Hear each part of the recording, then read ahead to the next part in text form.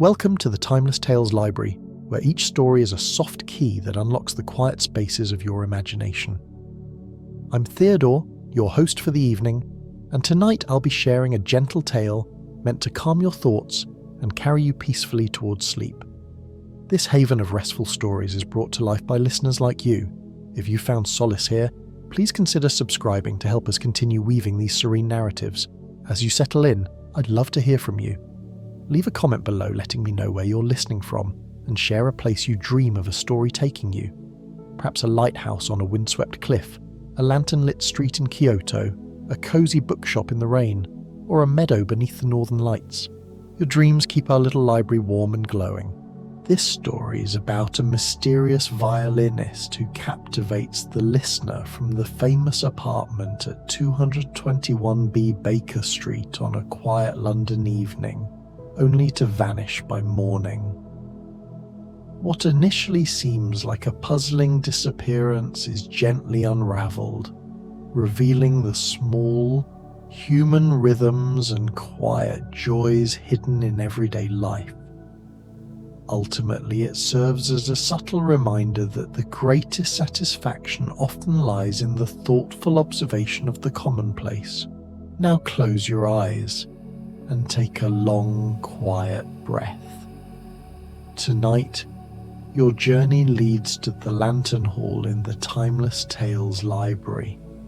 Lanterns hover above every shelf, glowing with warm, colourful light.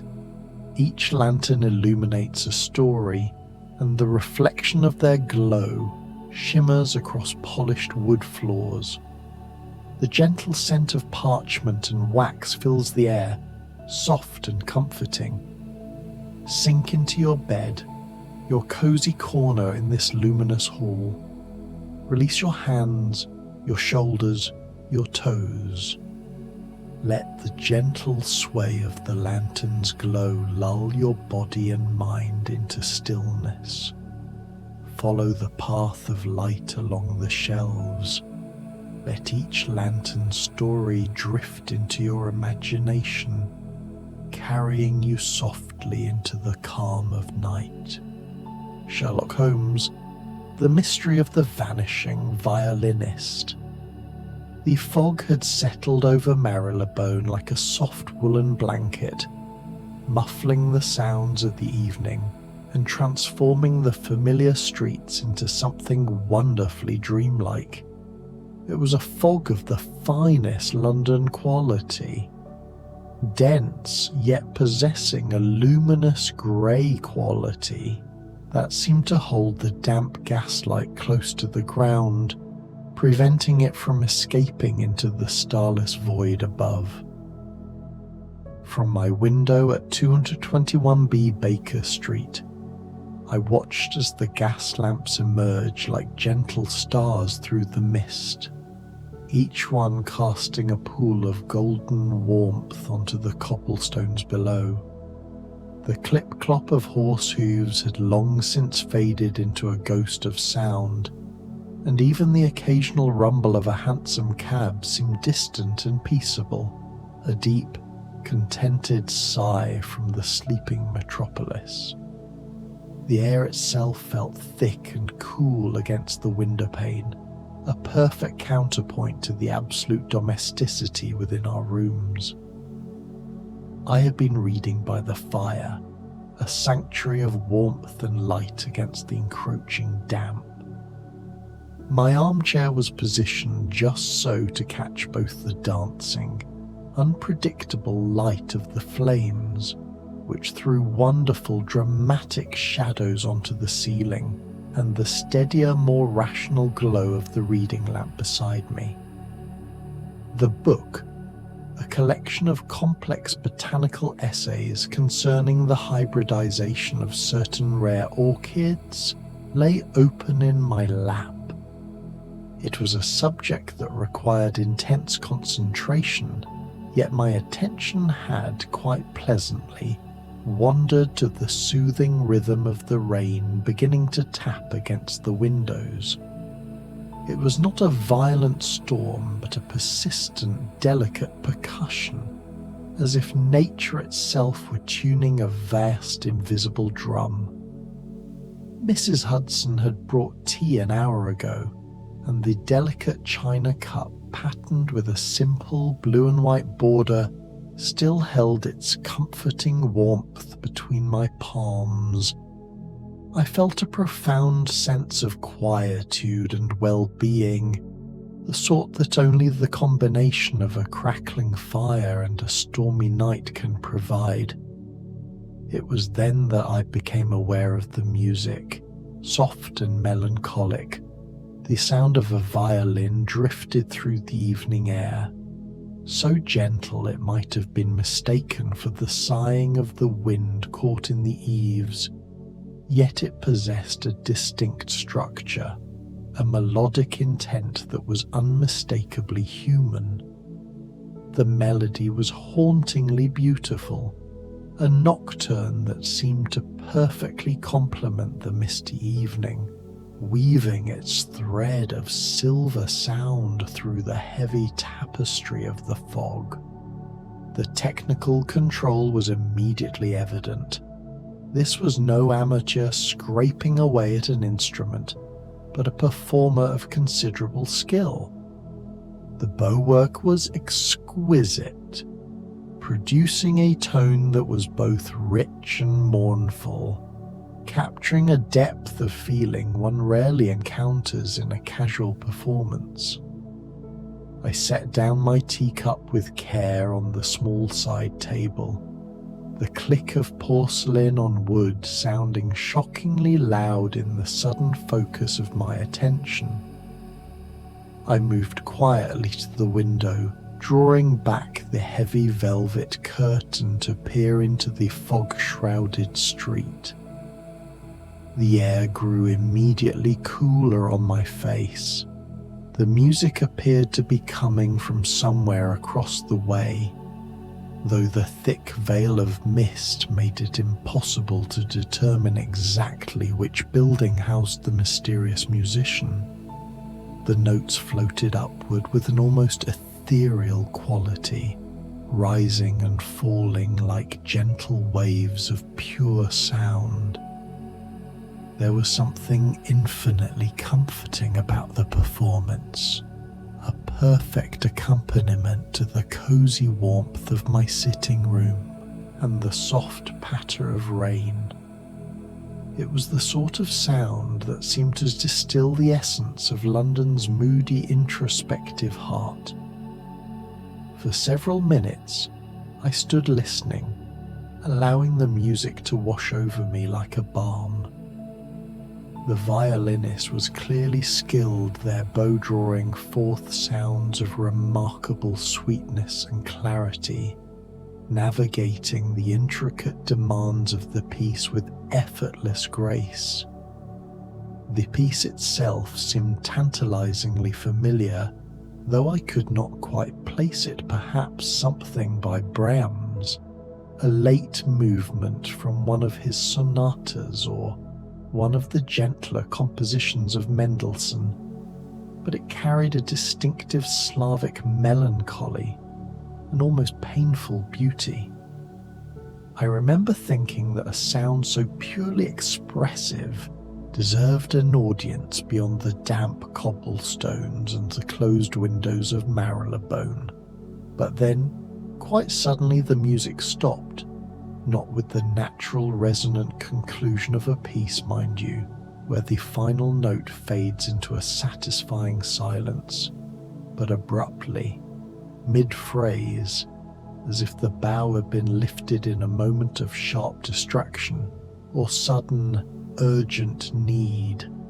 The silence that followed felt vast and peculiar after the continuous stream of melody, and I found myself leaning forward against the window glass, my hand cupping my ear, straining to hear if the music might resume. Minutes passed, measured by the relentless soft percussion of the rain against the glass. Somewhere in the distance, a church bell chimed the half-hour, its deep toll cutting briefly through the persistent silence. but of the violin there was no further sound. The abruptness was the first anomaly, the initial tremor of a puzzle that had begun its brief, gentle life. I was about to return to my chair and my book, ready to dismiss the whole incident as merely the caprice of an artistic temperament, when I noticed something curious. Across the street, in what I knew to be the upper floor of Mrs. Pemberton's boarding house, a window glowed with the warm, buttery light of an oil lamp. The location was precisely where the sound had seemed to originate. The light itself was not unusual. Many residents kept their lamps burning well into the evening for reading or evening ablutions. What caught my attention was the way the light flickered, not with the steady, controlled flame of a properly trimmed wick, but with an irregular, agitated pattern that strongly suggested rapid movement within the room, a person pacing quickly or packing in haste. As I watched, the intensity of the light seemed to waver, and then suddenly it went out entirely. Now, this too might seem like a perfectly ordinary occurrence, someone simply retiring for the evening and extinguishing their lamp. Yet, the confluence of events struck me as acutely odd. The music had ceased so abruptly, and now the light had vanished just as suddenly, immediately following a period of distinct agitation. Moreover, I could have sworn I glimpsed a shadow moving swiftly across the window just before the darkness fell. A quick, furtive movement that seemed entirely at odds with the leisurely preparations one might expect of someone preparing for a peaceful night's rest. It was a silhouette that conveyed urgency, a figure bending and then straightening with speed. The faint aroma of turpentine and tobacco, scents Holmes was likely to have recently handled, seemed less captivating now. Curiosity, that old familiar companion, began to stir within me, a gentle but persistent flutter in my chest. It was the thrill of the unexplained, albeit on the smallest possible scale. I remained at the window for several more minutes, my gaze fixed on the now darkened windows of the boarding house, but the house across the way remained completely silent and dark, an impenetrable block of shadow against the misty night. The fog continued its slow, inexorable thickening, and the gas lamps below cast their pools of light into an increasingly mysterious and enigmatic landscape.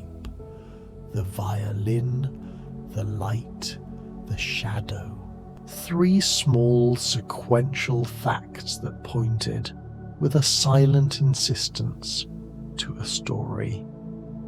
Eventually I returned to my chair, but found concentration on those dense botanical essays quite impossible.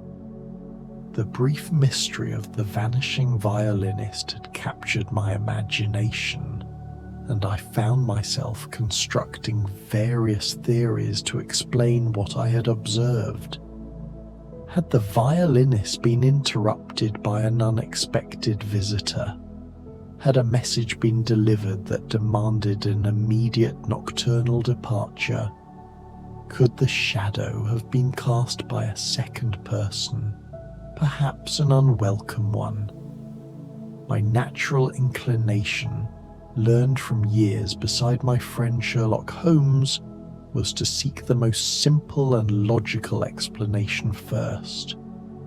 Perhaps the musician had simply finished their evening practice and retired to bed, and the flickering was simply a faulty wick they wrestled with before extinguishing it. All perfectly reasonable explanations, and yet they lacked the satisfying ring of completeness. The abrupt silence was the thing that would not rest. A musician of that caliber does not simply abandon a Brahms nocturne mid-bar unless compelled. The human element, the sudden urgency, was what elevated this from a non-event to a quiet puzzle. I retired to bed with a slight but persistent intellectual disquiet, trusting that the morning light would either dissolve the mystery or provide the necessary clues for its gentle resolution. The next morning dawned clear and crisp, the fog having lifted during the night to reveal a London washed clean by rain. The streets gleamed wetly in the early sunlight, and the familiar bracing sounds of the city awakening filled the air. The cheerful calls of street vendors, the rumble of cartwheels on cobblestones, the insistent whistling of an errand boy on his way to a baker's shop. It was a complete contrast to the hushed, introspective atmosphere of the previous night. After a hearty breakfast shared in companionable silence with Holmes, who was occupied with a monograph on the classification of pipe ashes, I decided to take a constitutional through the neighbourhood. This was partly for the simple, revitalising pleasure of the fine morning air, but partly, I must admit, to satisfy my curiosity about the previous evening's mysterious musician. The need for facts, however trivial, had to be addressed. I made my way leisurely down Baker Street, nodding to the familiar faces of shopkeepers opening their establishments for the day. The baker was setting out his warm loaves, the chimney sweep was hurrying down a side alley, and the newsboy was already calling out the headlines with impressive volume. Mrs. Pemberton's boarding house stood just as it always had, a respectable 4-story building with neat window boxes, a freshly painted front door, and an air of sturdy Victorian propriety. Nothing about its exterior suggested anything unusual, let alone dramatic, had occurred the night before. I paused before it, ostensibly to admire the late autumn flowers, a cluster of defiant chrysanthemums and late-blooming roses, but actually to study the upper windows, particularly the one on the 3rd floor. It was now vacant of any light, reflecting the clean blue sky. "Beautiful morning, isn't it?" came a voice beside me. I turned to find Mrs. Pemberton herself, a pleasant woman of middle years with cheeks slightly flushed from the morning air, her grey hair tucked neatly beneath a practical dark blue bonnet. She carried a small, decorative watering can made of polished copper and had evidently been tending to her flowers. "Indeed it is, Mrs. Pemberton," I replied warmly, keeping my tone entirely casual. "Your flowers are quite lovely. They must bring great pleasure to your residence."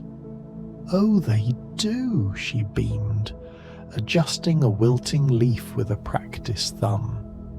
"Though I'm afraid we've lost one of our most appreciative tenants just this morning." My attention sharpened immediately, though I kept my expression, merely politely interested. "Oh, I hope nothing unpleasant occurred. A sudden illness, perhaps?" "Not unpleasant, no," Mrs. Pemberton continued, her voice possessing a distinct note of maternal pride. "Young Mr. Morrison, he had the room on the 3rd floor there." She indicated the very window where I had seen the flickering light. has taken a position with a travelling orchestra. Left quite early this morning, in fact. Such a talented violinist he was. We shall miss his evening practice sessions terribly." "A violinist?" I said, feigning an innocent surprise that I hoped was not too transparent. "How delightful! I'm quite fond of violin music myself. I seem to recall hearing a lovely piece last night, just as the fog was settling." "Oh, you should have heard him play." Mrs. Pemberton's eyes grew distant with a pleasant fondness, a common reaction when discussing a favourite former tenant. "Every evening, regular as clockwork, he would practice for exactly 1 hour. Such beautiful music. It quite transformed the atmosphere of the entire house, even for those who claim not to care for classical music. Last night was his final performance, as it were. Quite moving, really, though I didn't know it at the time." "Last night?" I prompted gently, careful not to press too eagerly. "You mentioned it ended rather suddenly." "Yes, though I must say it ended rather oddly," she confirmed, unconsciously reinforcing my own observation. "He was playing one of his usual pieces, something by Brahms, I believe he called it, a scherzo or a capriccio or some such thing, when he stopped quite suddenly, right in the middle. I thought perhaps he had broken a string, or maybe Mrs. Finch had knocked on his door to complain, but when I listened for him to resume, he never did. This morning, when I went to bid him farewell and collect his keys, he explained it all. He had received an urgent telegram from the orchestra leader, requiring him to catch the early train to Edinburgh. He said he dropped his bow and rushed to read the message, and then had to immediately begin packing. The final pieces of the small puzzle began to fall into place with satisfying gentle clarity. The abrupt cessation of music, the hand leaving the bow to grab the telegram, the flickering light. No doubt Mr. Morrison hastily sorting and packing his belongings by lamplight after receiving the unexpected welcome news of his new post. The shadow I had glimpsed moving across the window would have been the young man himself, moving about his room in preparation for his sudden, exciting departure. There was no foul play, no mystery of the sensational sort, only a small, very human incident of opportunity and haste. "How exciting for him," I said to Mrs. Pemberton, genuinely pleased for the young man, "though I'm sure you'll find it quite quiet without his music." "Indeed we will," she sighed, then brightened again, ever the pragmatist. "Though I dare say the other residents won't miss being awakened at 6 o'clock this morning by his departure. Poor fellow was trying to be quiet as a mouse, but one simply cannot manage a large violin case, travelling bags, and a heavy portmanteau down 3 flights of creaking wooden stairs without making some noise. It sounded like a small avalanche in the stairwell." We chatted pleasantly for a few more minutes about the neighbourhood and the fine weather, before I continued on my walk toward Regent's Park. As I strolled, I found myself smiling at the complete and satisfying resolution of my small mystery. There had been nothing sinister or even particularly unusual about the previous evening's events. Merely a young musician receiving unexpected but welcome news and making hasty, slightly chaotic preparations for a new chapter in his career. The only true mystery had been the lack of information and the suddenness of the transition. And yet, the observation and subsequent gentle investigation had provided me with a most pleasant mental exercise. There was something deeply satisfying about the process of noticing small anomalies, forming theories based on the facts, and then discovering the simple, often very human truth behind seemingly mysterious events. It was a micro-adventure, a moment of applying the rigorous methods of deduction to the gentle tapestry of everyday life. I made my way to Regent's Park, where the morning sun slanted through the thinning trees and cast long, peaceful shadows across the dewy paths. The park was coming alive with the gentle activity of the day, nursemaids pushing prams with a careful, steady pace, elderly gentlemen taking their constitutional walk with a focused gravity, and children playing quiet, earnest games near the bandstand while their mothers watched fondly from nearby benches, their faces lifted to the sun. The fresh air, smelling of damp earth and late-blooming flowers, was invigorating. I found a particularly inviting bench beside a small, tranquil pond, its edges fringed with reeds now turned a dry, pale gold.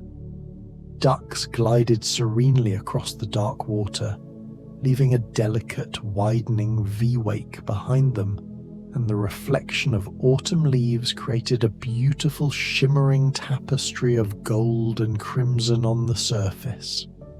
Settling myself comfortably, I drew out a small leather-bound notebook, a habit of mine for recording interesting observations, a legacy of my time with Holmes, and began to write a brief account of the mystery of the vanishing violinist.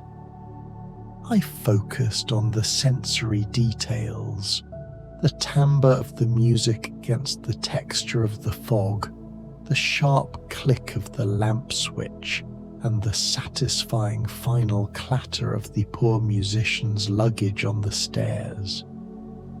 As I wrote, describing the fog-softened evening, the haunting music, and the simple human explanation behind it all, I became aware of another small mystery unfolding nearby.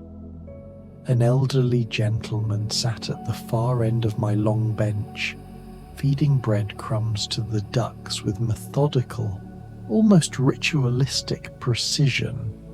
He was not more than 30 feet away, and his quiet industry was immediately intriguing. What caught my attention was not the activity itself, but his distinct technique. Most people who feed ducks simply scatter large handfuls of bread in a random broadcast fashion, creating a frenzied, chaotic scramble. But this gentleman was different. He would take a single, small piece of bread, examine it carefully, then throw it with a precise low arc to a specific duck with careful aim. Moreover, he seemed to be keeping a detailed mental tally, or perhaps an actual record, of which ducks had been fed, ensuring that each prominent member of the pond's community received exactly the same measured amount. There was a sense of justice and equity in his distribution. Curious about this systematic approach to duck feeding, I shifted slightly on the bench and observed more closely, pretending to continue my writing. The gentleman was impeccably dressed in the manner of a retired professional, Perhaps a solicitor, a master tailor, or a meticulous banker, with silver hair neatly combed back from a high forehead and a polished silver-topped walking stick hooked over his arm. His movements were deliberate and precise, and there was something almost ritualistic about his distribution of the tiny breadcrumbs. He was not merely feeding the animals, he was interacting with a known, complex system. After several minutes of this careful feeding, he began to pack up his remaining bread, tucking the waxed paper neatly into his pocket, but not before making what appeared to be notes in a small black leather journal which he produced from his inside coat pocket. This detail struck me as particularly intriguing. What could one possibly find worth recording about the daily act of feeding park ducks? Was this a scientific study, a personal memoir, or merely the eccentric habit of a retired mind?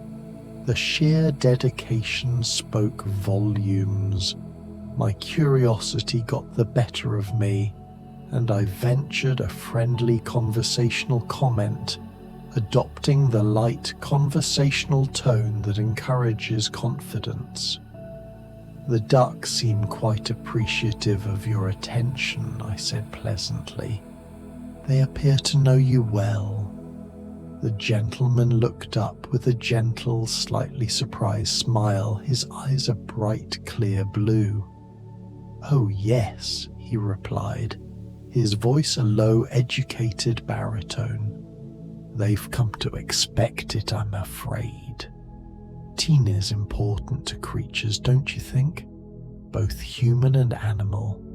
A predictable world is a safe world." "Indeed it is," I agreed, closing my notebook with a quiet snap. "I couldn't help but notice your very systematic approach. The targeted throws, the equal distribution. Do you mind if I ask about your method?" His eyes brightened with the visible, unfeigned enthusiasm of someone delighted to share a passionate, often overlooked interest. He tapped the small journal in his hand. "Not at all.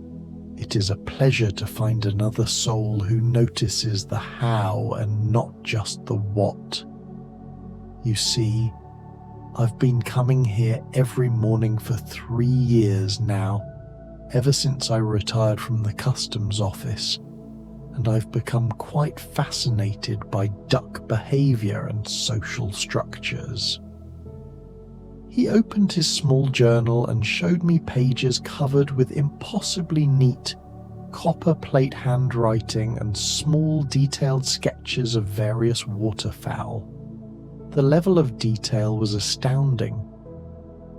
"I've been documenting their feeding patterns, their social hierarchies, who dominates the feeding grounds, who is subordinate, their nesting habits, and their seasonal migratory behaviors. I have over 1,000 hours of observation logged here. It's a vast, tiny society right under our noses." He pointed to an entry dated from the previous week. "Did you know, for instance, that the mallards have a definite pecking order that is constantly being subtly renegotiated? Or that the same female, a particularly intelligent specimen I call Beatrice, has been the dominant duck at this specific pond for over 2 years now? She is the queen of this small watery domain." As he spoke, pointing out various ducks with the tip of his walking stick and explaining their individual characteristics and complex relationships, the rivalries, the quiet alliances, the seasonal courtships, I found myself completely drawn into his quiet world of gentle observation and patient study. His dedication to this miniature society was a mirror of Holmes's own dedication to the science of crime, simply applied to a softer, more benign subject. The pleasure he derived was palpable. This fellow here, he continued, indicating a particularly robust, assertive male mallard who was currently preening with a majestic air. I call him Wellington. He's quite the character, always the first to investigate any new food source, yet he possesses a certain chivalry. He never bullies the smaller ducks or the quieter coots. A natural, benevolent leader, you might say, and a devoted mate to Beatrice. I have notes here on his wingspan, the exact number of times he preens per hour, and his consistent route across the water, and the sheer dedication to the recording, I mused aloud, pointing to the journal. That is the hallmark of a true observer. Precisely, Mr. Hartwell, for that was his name, nodded emphatically. Most people rush through the park without really seeing anything at all. They see a duck, they see a pond, but if you take the time to observe, really observe, systematically, like a scientist, every day brings some small, beautiful discovery. It's like watching a tiny, perfectly constructed play unfold every morning. It has given me a sense of purpose far greater than any customs ledger ever could. He then elaborated on the subtle difference in plumage between a first-year male and an older established duck, a detail I would have entirely missed. We spent nearly an hour in pleasant conversation about duck behavior, pond ecosystems, the subtle, complex patterns of nature visible to the patient observer, and the sheer delight of the methodical life. Mr. Hartwell had clearly found in his duck studies not merely a hobby, but a source of deep contentment and purpose in his retirement. He was living proof that the mind, trained to observe, can find endless, fascinating material in the most ordinary of settings. It's remarkable, he said as he finally prepared to leave, collecting his stick and giving me a brief warm handshake. How much can be learned from simply sitting quietly and watching? The world is constantly revealing its secrets, Watson, but only to those who are patient and detailed enough to record them. He then continued his rounds, planning to visit a separate pond where he was tracking a family of migrating coots. After he had gone, I remained on the bench for some time, reflecting on the morning's encounters. First, the mystery of the Vanishing Violinist, with its simple but satisfying human resolution. Then, the discovery of Mr. Hartwell's detailed and loving study of pond life, a quiet dedication that was as rigorous in its own way as any chemical analysis. Both experiences had reinforced my belief that the world is indeed full of small wonders and gentle mysteries, visible to those who take the time to notice and appreciate them.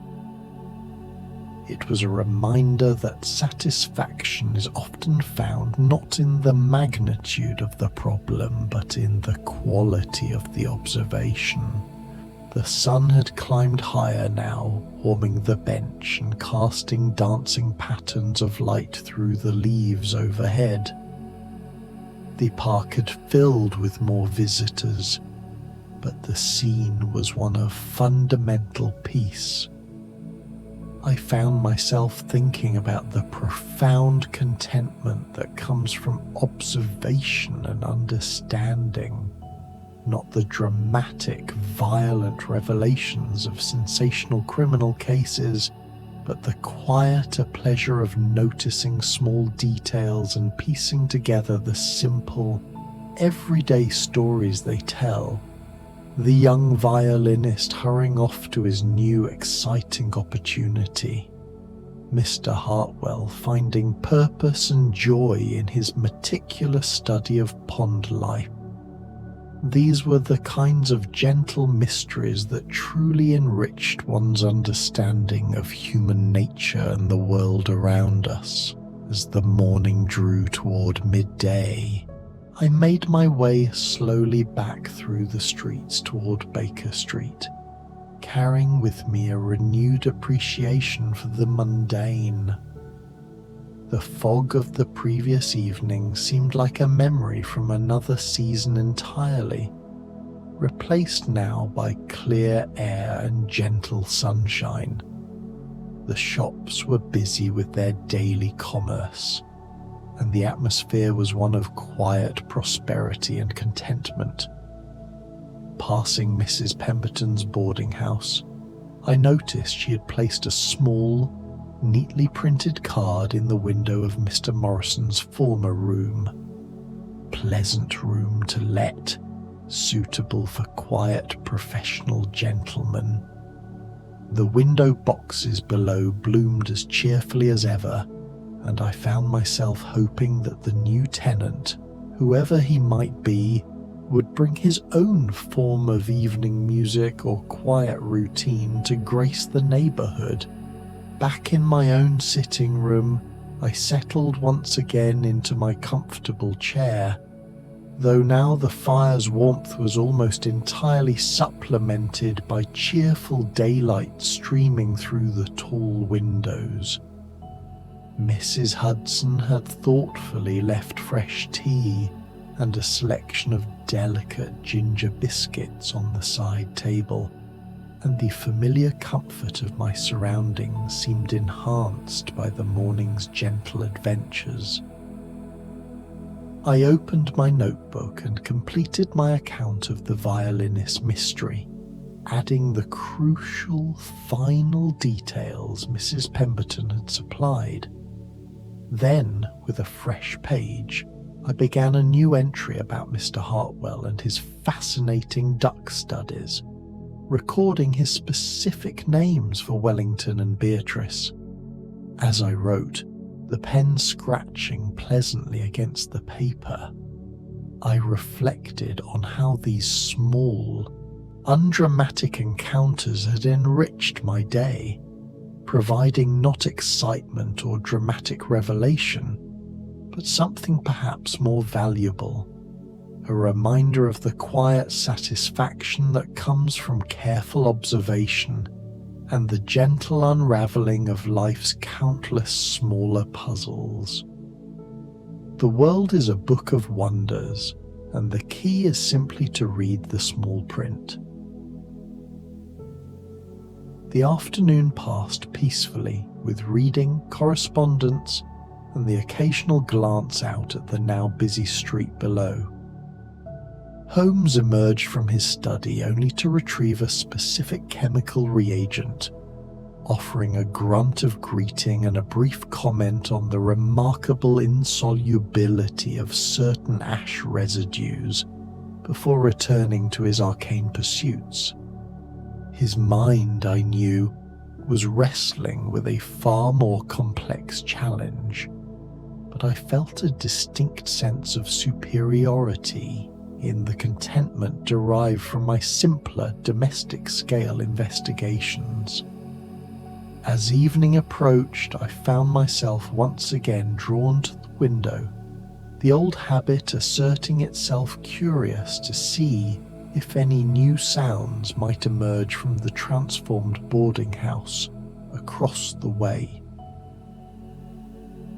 The street began to settle into its familiar evening rhythms, gas lamps flickering to life with a gentle pop residents returning from their daily labours, the the gradual shift from day's bustle to evening's quieter pleasures. And then, just as the sun set and the first stars began to appear in the darkening sky, I heard it. Music once again floated across the street, but this time it was distinctly different. Gone was the soaring, melancholic voice of the string instrument, replaced by the gentle, percussive tinkling of a piano. The melody was different too, a soft, lilting waltz, perhaps a simple parlor piece by a minor composer that seemed to match perfectly the unhurried domestic pace of the evening. Evidently, Mrs. Pemberton's new tenant was also musically inclined, though with a preference for the gentler, more grounded tones of the keyboard. I smiled to myself as I listened to the piano waltz drift through the evening air. Here was the beginning of a new chapter in the small, ongoing story of the neighborhood. A new musician, a new routine, new gentle mysteries to observe and appreciate. The thought filled me with quiet contentment, a sense of being connected to the ongoing, ceaseless rhythms of life around me. The abrupt urgency of the violin was replaced by the steady, comforting rhythm of the piano. As I prepared for bed later that evening, drawing the heavy curtains against the night and banking the fire to glowing embers, I felt the deep, profound satisfaction that comes from a day well observed and gently lived. The mystery of the vanishing violinist had been solved. The new, quiet mystery of the piano-playing tenant had begun, and tomorrow would undoubtedly bring its own small wonders for those patient enough to notice them. I settled into bed with a final glance at my notebook, where the day's gentle mysteries were now preserved in neat handwriting. Outside, the piano continued its soft waltz, each note a small, reassuring affirmation of domestic peace. And somewhere at the distance, a church bell chimed the hour. The great city settled into sleep around me, and I closed my eyes with the comforting knowledge that in the morning there would be new small details to observe, new gentle stories to uncover, and new quiet satisfactions to discover in the endless, fascinating tapestry of daily life. The last thing I heard before sleep claimed me was the soft, hesitant conclusion of the piano waltz, ending not abruptly as the violin had the night before, but with a gentle, satisfying cadence that seemed to whisper that all was well with the world, and that rest, when it comes at the end of a day of gentle observation and quiet contentment, is perhaps the most satisfying mystery of all. The quiet detective work of life, I realized, was often the sweetest,